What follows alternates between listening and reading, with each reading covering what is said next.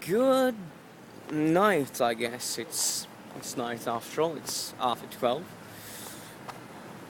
I'm never sure when the night begins and the evening ends. It's 10. I kind of get the feeling it's 10.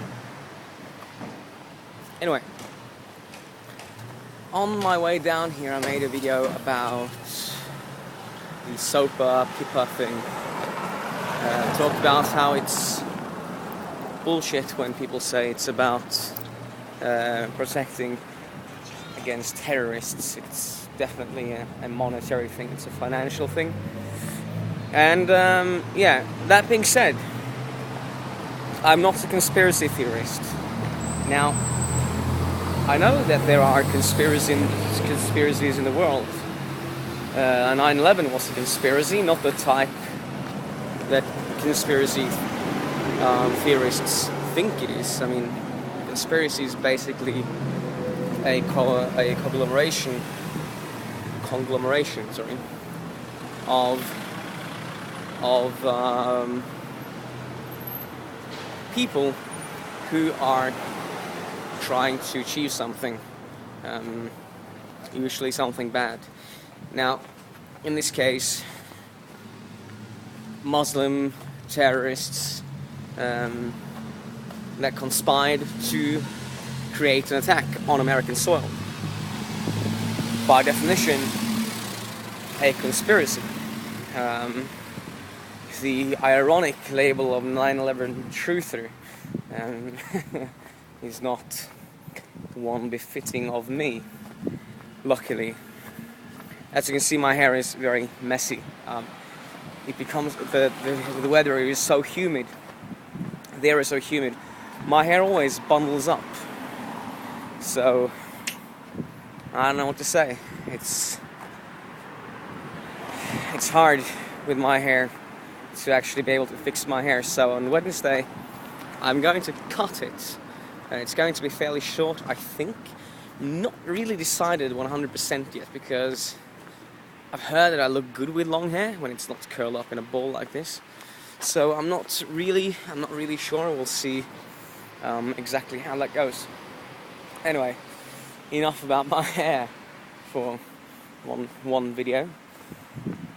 I have been thinking about the whole 9/11 truther thing, and I know I'll come back to my religion, or lack thereof, my view on religion and philosophy and politics later on. But this video is going to be about conspiracy theorists and the amazing awe I have when looking at some of their videos. Not awe as in awe for something good, but I'm just in awe over the complete disregard of physical evidence. I mean, I can understand, right, if you started out as a 9/11 truther, because I was inclined to believe that stuff myself when I first started this out. I mean, I remember looking at Loose Change, and in the beginning, lots of the stuff that was unverified spoke to me. I'm like, could this really be true? And I started digging, and I actually, at one point, before I actually got deep enough in the material, it seemed plausible, and I was shocked. Now, what did strike me during that video was, of course, the lack of references, because there basically are none. When there are references, they are referenced like just a quote without a day or time or what news source it took it from, anything like this. And they had a tendency to interpret everything without actually putting the stuff in context.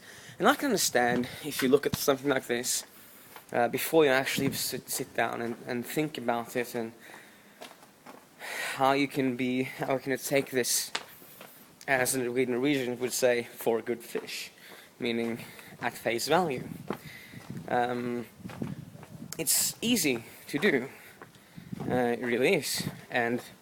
But the thing is, when you are presented with evidence to the contrary, and you just, not only do you ignore it without question, you reject it without even looking at the evidence itself. And that to me is just, I cannot comprehend how someone can do that.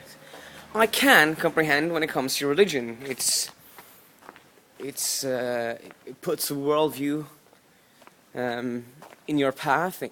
Maybe it makes you comfortable, I can understand. And I've been thinking so much about what is it about the 9/11 truth movement that makes people so insanely arrogant towards the physical evidence to the contrary. And they go, well, we have a list of over 100 scientists. Yes, the biologists don't count. Physicists don't have expertise in mechanical engineering or things like any type of engineering involving how buildings react when they fall. And I remember I saw one physicist go, well, you can't explain how the towers fell at free fall speed. And I'm sitting there thinking, no, but they didn't. And I don't understand where this myth is coming. I can understand, I mean, it started with loose change. But if you look at the video itself, if you look at the actual footage, you'll see it didn't fall at free fall speed. And man, it annoys me. There was just one example, and I've been telling them, like, my friends who are conspiracy theorists and use that as an argument, I tell them, you don't listen to a physicist when they're talking about the HIV virus. Why the hell would you listen to a biologist when it comes to the free fall or the towers collapsing? And it was the same thing, and I tried to explain to them this is actually the same thing, and physicists when it comes to this. You want to talk to a construction engineer. And I suddenly realized this is actually the same as with religion. Because these people get a worldview with which they are comfortable. And you might say, yeah, right, New World Order, comfortable. Well, it makes these people feel important, first of all. Many of these people are uneducated, have no call it a real job. These are people who want to feel important, and by doing this they do feel important, and they feel smarter than other people. But more importantly, I think it actually is because they feel safe. I think this is sorry about the light. I think this is one of those cases where it's like you shouldn't feel safer with God. You really shouldn't. Thinking about it logically, having like a sky daddy who will burn you in hell if you don't obey his demands is not really a comfortable thing. In the same way, you might think that the New World Order, the idea of the New World Order, might not be a comfortable thing. But in actuality, it really is, because if there is no New World Order, that means a bunch of people from the Middle East just hopped on a plane and flew their buildings into the World Trade Center. That's a scary thought, and a true one. Very scary.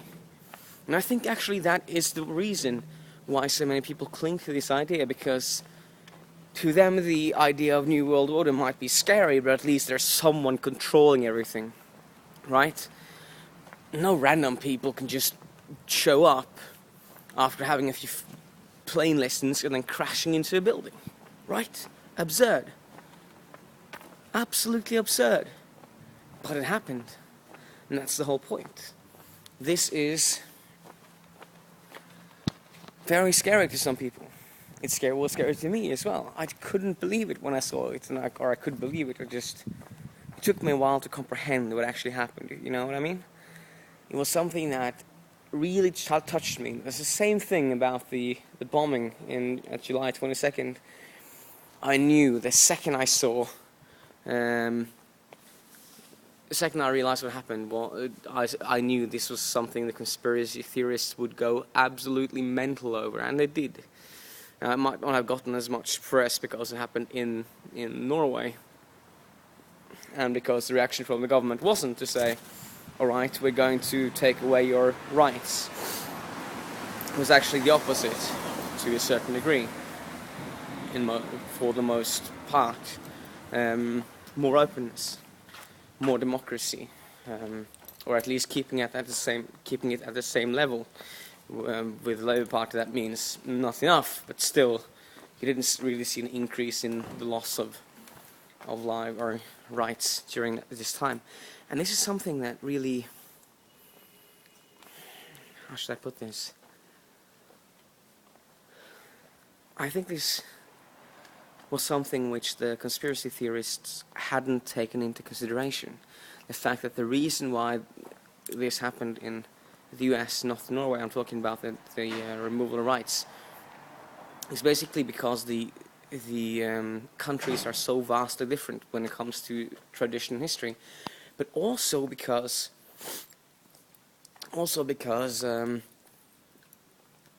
in Norway this didn't happen from some outsider. This was one of us, you know.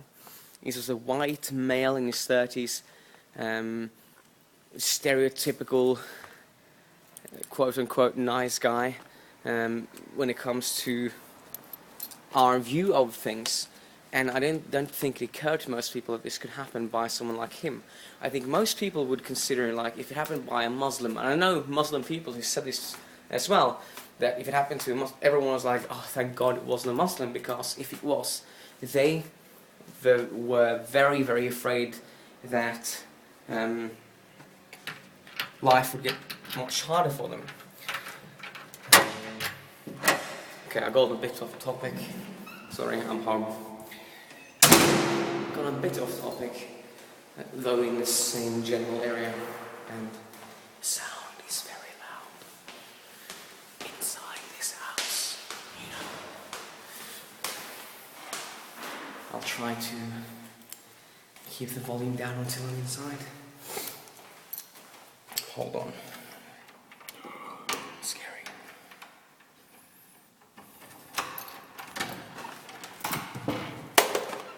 Did I not lock the doors when I left?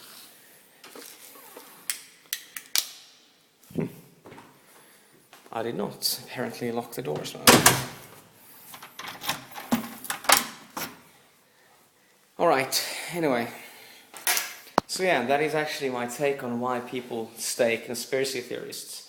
Even when everything they say is being demolished, even when every fact speaks against what they say, even then they will stick to it because it actually makes them feel comfortable.